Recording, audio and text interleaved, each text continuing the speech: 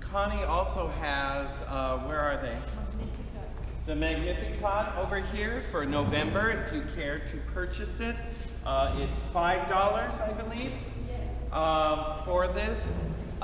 So if you would care for this devotional, please contribute and take one. It's a great way to stay on top of the Mass readings on a daily basis. It's a great little devotional book. I like it. So if you would like to have one, so please contribute. There's also a sign-in sheet, not a sign-in. There's a sheet going around that is, Tess has been sharing with me and with the young adults that are trying to keep up our website. But if you care to have her directly send you the video clips that she's sharing with me, please sign up on that and she will share them with you until we can get the website all in order. Again, be thinking about next week. I will take what voice vote I hear, whether we actually meet or not, because next week is Halloween. So I just need to know if we should meet or not for that. So I've heard some voice to say no. Is anyone interested in meeting on Halloween? Yeah. Yes? Yes? Yes? Some of you don't care either way? Don't care either way? Okay. I will send something around between now and next week, and I will let you know, hopefully by Sunday, if I remember correctly, if I'm not too busy with everything else. I will let you know whether we will be meeting on Tuesday next week or not. Like I said, if we do meet, and you cannot make it for whatever reason, no worries. But if we do, it won't be our study in Revelation. We will talk about the Reformation, because that will be the 500th anniversary of the Reformation. So this month was an auspicious month, if you will. We had the 100th anniversary of the great miracle of the sun in Fatima on October 13th, which this year fell on a Friday, which in of itself is kind of a Friday the 13th. But nothing happened. The world's still here. It keeps going on. And then next Tuesday is the anniversary of the Reformation and what that did to the church. So we will be talking about that. I still have the videos that I'd like to share about St. Charles Borromeo. I know his feast day is in November, if I'm not mistaken. So I may save it for November, which won't be too long, be in a couple of weeks. So just stay tuned for that. I think that's all the news that's fit to print for now. So what I'm going to do is I'm going to pass out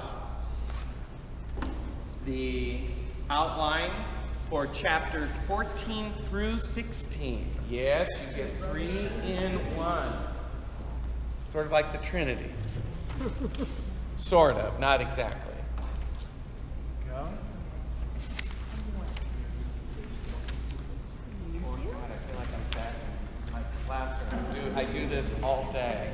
Pass out and down. There you go.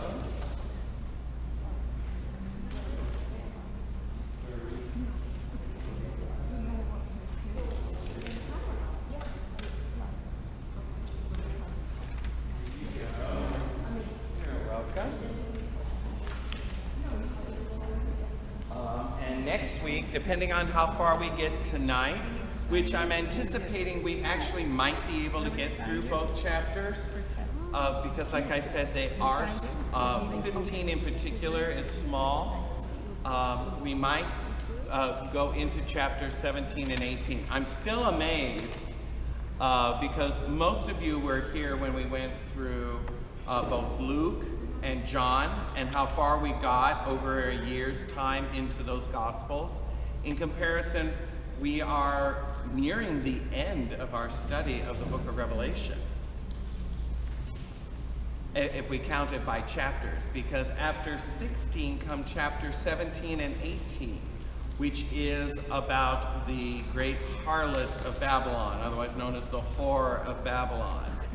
And then there's just 19, 20, 21, and 22, and that concludes our study in this. So we will be choosing a new book to study early into the new year, I would suspect, at this rate. So stay tuned for that. And like I said, right now, I would like to go back to the Old Testament. I really would like to do a study on the Song of Songs, which in of itself will go reasonably quickly also, because it's a poem. And to just tease out the poetry and the meaning and the spiritual significance that it has, which is what I would want to accent it on. The love affair that God has for his people. That would be the theme for the Song of Songs. God's ardent, fervent love for his people. And it's analogized, if you will, by this love poem that Solomon wrote to one of his many queens that he married. It's the only one of his well over 1,000 songs that he wrote in his lifetime. The scriptures say he wrote over, I believe it's 1,006 songs. Of those 1,006, only one has survived, and it's the one that we have in our scriptures, called the Song of Solomon, sometimes called the Song of Songs. And so you have to wonder, what were the other songs like? You know, we don't know. But the point is, what we do have is a beautiful, beautiful testimony of God's love for his people. And after going through the book of Revelation and seeing the covenant theme that God has laid out in the plan of salvation, the undergirding of that plan is love. And so what better book that comes to mind that just shows and expresses this love that God has for his people? I can't think of a better book than the Song of Songs. So I'm really leaning towards that. So we more than likely end up there. But that's what's coming in the future. So with that, let's go to the book of Revelation. I want to pick up at the end of chapter 14, where we last left our heroes. Chapter 14, as you can see on your outline, is really broken up into two major parts. We get the sealed 144,000 in heaven make appearance again, and the three angels. I'm sorry, there are three parts. Well, four. I've divided into four. The seal, the three angels, the epilogue to that, and then the winepress of God's wrath. Those are the four major parts of chapter 14. Okay? And last week, we spent our time on those parts. Okay? The sealed 144,000, as we mentioned, are in contrast to those who were sealed by the beast in chapter 13. The book of Revelation is full of this compare, contrast, compare, contrast. So in chapter 12, it was those who followed the woman clothed with the sun, her offspring.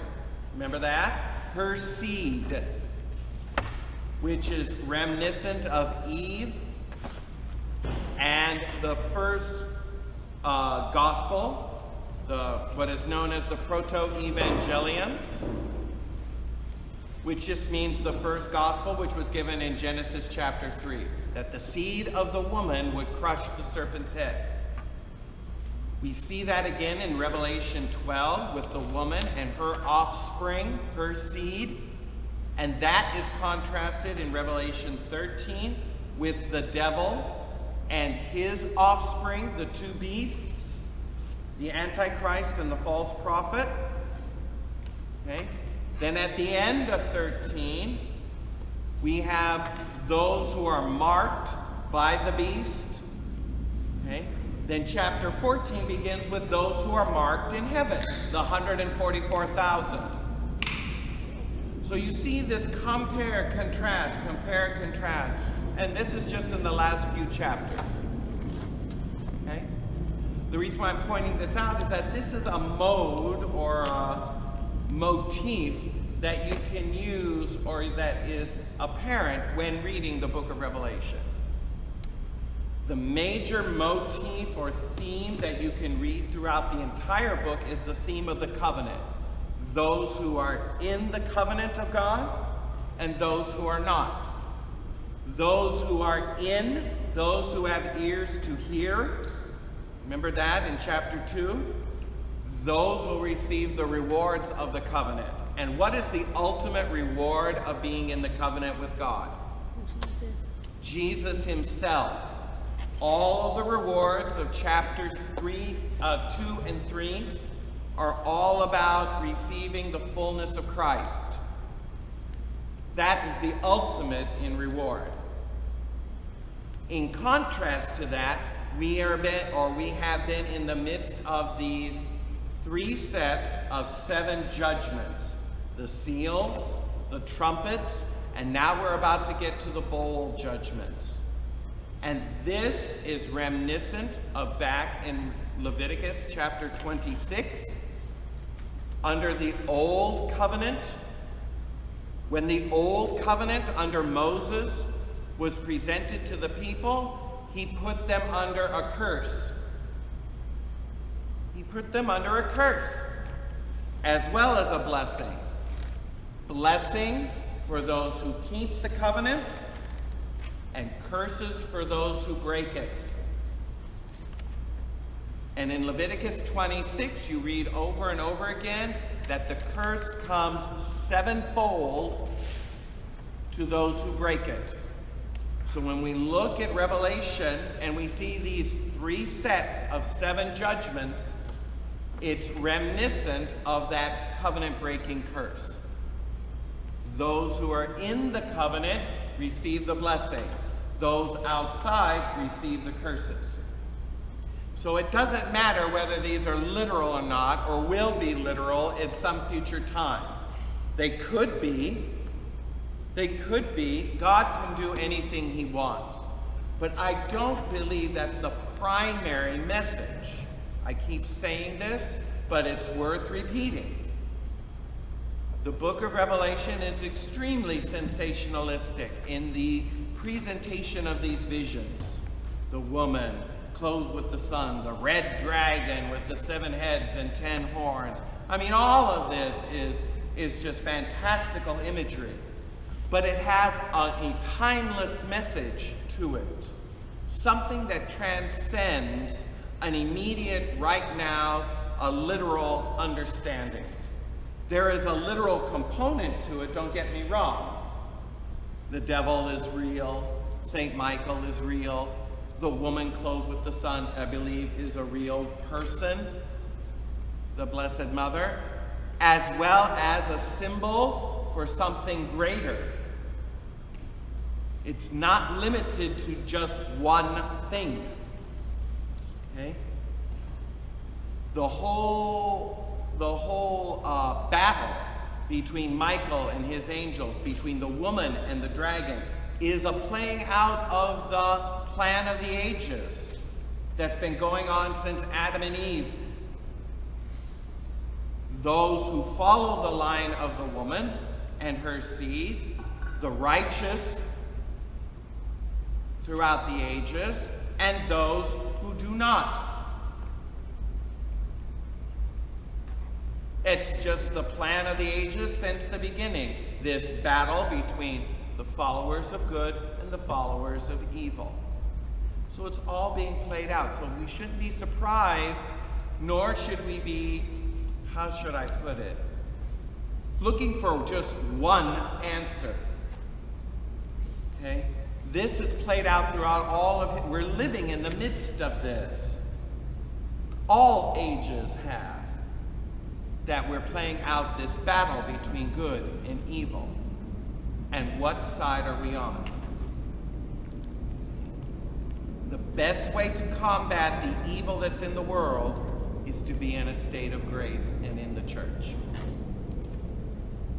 That's our best hope. That is the bark of Peter, if you will.